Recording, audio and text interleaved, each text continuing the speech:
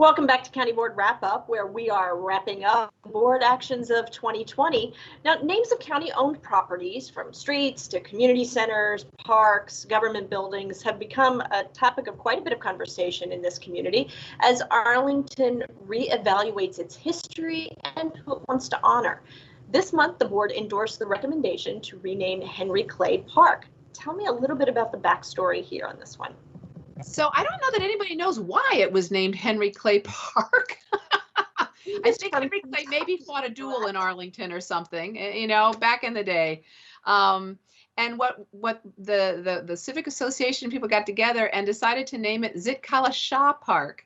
And I'll tell you, one of the better things that I got to do this month was do a little research. I watched a PBS special on Zitkala Shah, and her name was Gertrude Bonin, I believe, Simmons Bonin. Yes, what an amazing woman, absolutely amazing.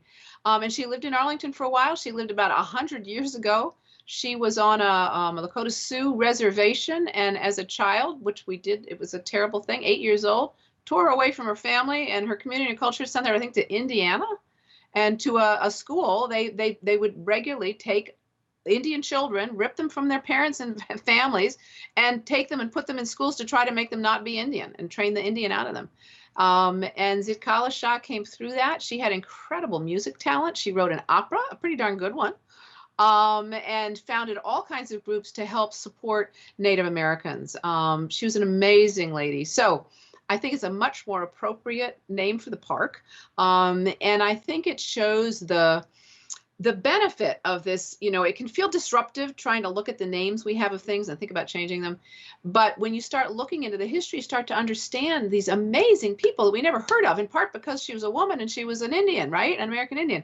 Why would we talk about those people? We didn't, but they were amazing. It's a very inspiring story. So I think it's another good news story. And we have also started to, the manager is recommending and working on a process for renaming and getting it into a regular process, and the kind of recommendations, and there'll be some board action coming in January, I think early in the new year. And we'll get this going more. And I'm looking forward to lots of really good history lessons and learning about lots more really exciting, neat people.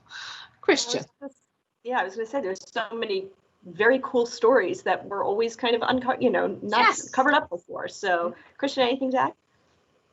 No, Henry Clay is certainly an important figure in American history. And, this action is by no means a repudiation of Clay per se, but once you examine history and you start to have questions as to why there's a particular honor when there's no nexus to Arlington County or particular, nexus to our community, you have to ask yourself, why aren't we finding those stories and telling those stories like of Zitkala Shah, who lived in the neighborhood and whose life is worthy of being remembered? And again, this is not just about naming rights to put on a plaque, but hopefully a process where we can share Zitkala Shah's contributions to our community and our country in a way that corrects some of the wrongs that we have with the traditional telling of history. So this is a terrific thing for us to be doing, and I look forward, as you both said, to having more of these stories come out as we come to grips with the history that we've learned and the history that we probably should have learned. Yeah.